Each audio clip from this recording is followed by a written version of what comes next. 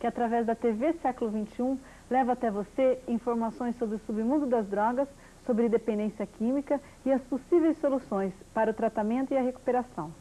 E o nosso assunto de hoje é sobre drogas, causas e consequências. E quando falamos sobre isso, abrangemos temas como a sociedade, a família, a religião, a profissão, psicologia, entre muitos outros. E para nos falar sobre esse assunto, está aqui conosco a psicóloga do Instituto Souza Novaes, Rita de Castro Assunção. Rita, o que realmente motiva uma pessoa a fazer uso de drogas? Essa pergunta é interessante porque sempre o questionamento que nós temos, tanto da família, da sociedade de uma forma geral, mas não há um motivo. Cada caso, você tem uma compreensão diferente. Os motivos são vários, né? Nós temos algumas situações que podem influenciar e favorecer, mas que, se você for considerar cada caso, isso nem sempre é igual em todos, né?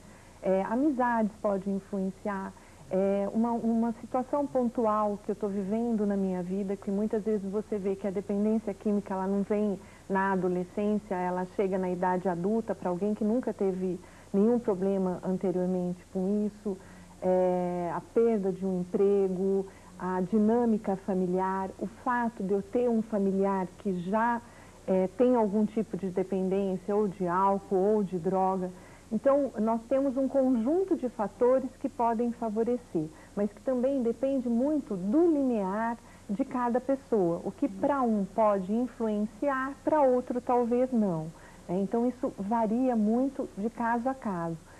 Não é possível nós tentarmos enquadrar o que causa. Eu acho que hoje, mais ainda, nós temos diversos fatores que favorecem. Se a gente for olhar na sociedade, por exemplo, quando nós vemos a questão da criminalidade, do tráfico, isso também, de alguma forma, tem favorecido a inserção cada vez com menor idade no uso de drogas, né? Ou no acesso às drogas. E isso é uma coisa da atualidade. Então, é muito variado o que pode causar, o que pode levar uma pessoa ou não ao uso, assim como nós também temos pessoas que fazem uso e não necessariamente têm uma dependência que traz uma grande mudança na vida dele.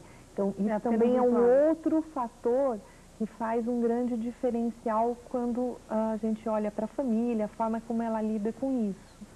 E hoje em dia, quais são as drogas lícitas mais utilizadas? Lícitas? Nós temos o álcool, né, que para mim é uma coisa, é um fator de grande preocupação, porque ele muitas vezes ele pode ser a ponte para o uso de substâncias psicoativas, como a cocaína, como o êxtase e outras. O cigarro, que também não é falado, não é tão divulgado enquanto uma droga.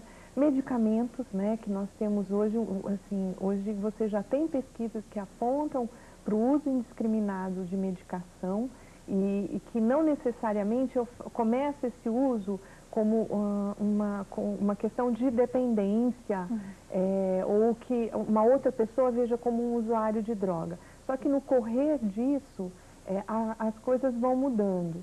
O álcool também é muito interessante porque você ter um filho que chega em casa alcoolizado nem sempre é algo que te preocupa tanto. Se ele chegar lá e você sabe que ele usou maconha, isso já vai te apavorar.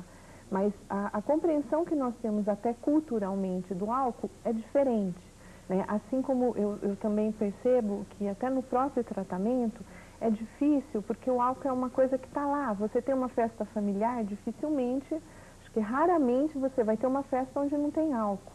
Né? Já um outro tipo de droga, isso já não vai ser possível. E as listas são as que mais matam? Olha, eu acho que as drogas ilícitas, como a cocaína, o crack, eles têm um potencial de destruição mais rápido, né? Mas o alcoolismo também mata, né? Porque se não necessariamente, porque ele vai caminhando para uma debilidade física, né? Muito comum você ter pessoas que acabam até deixando o vício, mas acabam desenvolvendo outras patologias, como uma cirrose, Assim como a questão do fumo, né? Que já é comprovado que o fato de eu deixar de fumar depois de um longo período, isso não quer dizer que apaga todo aquele dano físico que já existe em função do uso. Né? E as ilícitas, hoje, atualmente, mais utilizadas, mais usadas, quais são? Olha, hoje causa acho que até um espanto quando a gente vê o número de casos já de uso de crack, que não era tão comum. Você tinha, na maioria das vezes, o início com outros tipos de droga, né? Eu trabalho já há alguns anos nesta área. Eu me lembro que quando eu comecei, assim, era muito comum você ver os adolescentes fazendo uso de cola, de esmalte, e depois iam caminhando para outros tipos de drogas e de maior potencial de destruição. Hoje não é raro você encontrar uma pessoa que em poucos meses de uso ela já está no crack. E isso também não está associado com o padrão social. Né? A cocaína também é uma droga bastante consumida e com um potencial considerável de destruição, de perdas, tanto físicas quanto sociais para o indivíduo, para quem convive com ele. A maconha, você tem aí um número até de pessoas que fazem uso naquele, entre aspas, de socialmente, mas conseguem manter uma vida relativamente organizada, e fazem uso e não necessariamente caminham para outras complicações. Mas o que eu costumo sempre avaliar é que qualquer coisa que eu faça na minha vida e que ela de alguma forma exerce um controle sobre as minhas ações, é preciso eu pensar por que eu preciso disso, por que eu faço isso, né? Por que uma outra coisa externa é que tem controle sobre as minhas ações, sobre o meu mundo interno.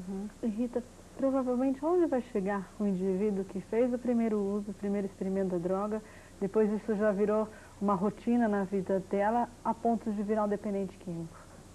Então, aí também difere muito da condição de cada um, da estrutura que ele tem à sua volta, né? Do ambiente familiar, do fato de ter um trabalho, de ter alguma formação, então difere muito de um caso para outro.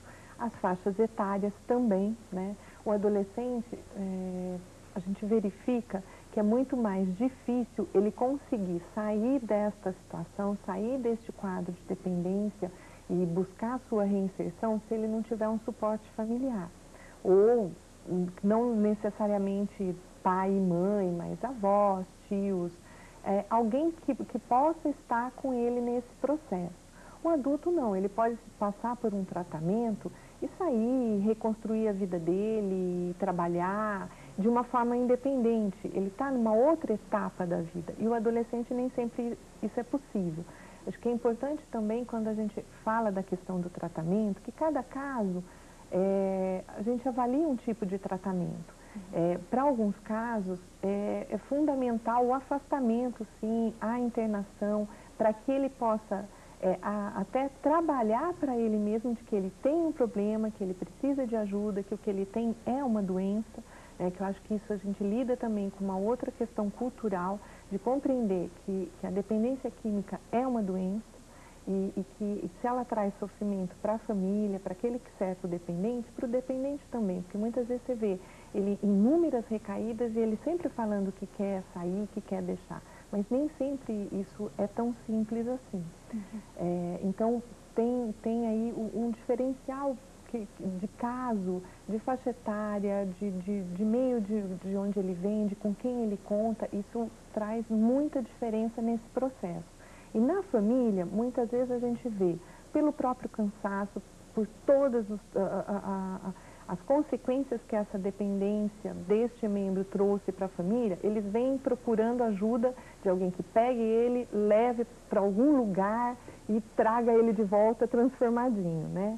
E aí, assim, eu costumo sempre falar, isso não existe. Não adianta essa pessoa sair, ir para um outro lugar, ficar afastado, e eu brinco assim, não é nem voltar transformado, é transtornado, às vezes, o que a família quer. Porque ela quer uma transformação total de algo que ele nunca foi.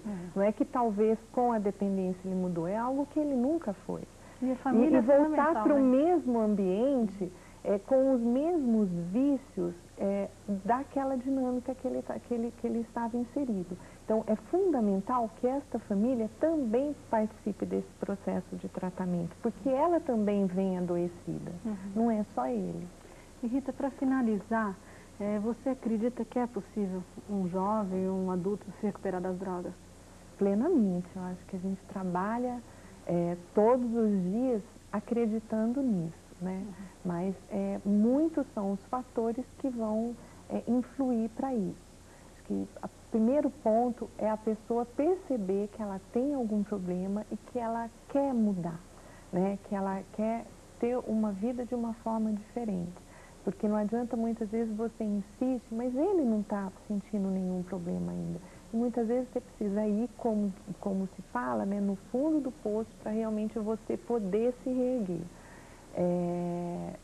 A busca de ajuda para um tratamento, a compreensão de que você tem uma doença. Aí de que forma vai ser esse tratamento? Eu acho que difere muito. Você pode fazer no equipamento de saúde da rede, do município, numa comunidade terapêutica.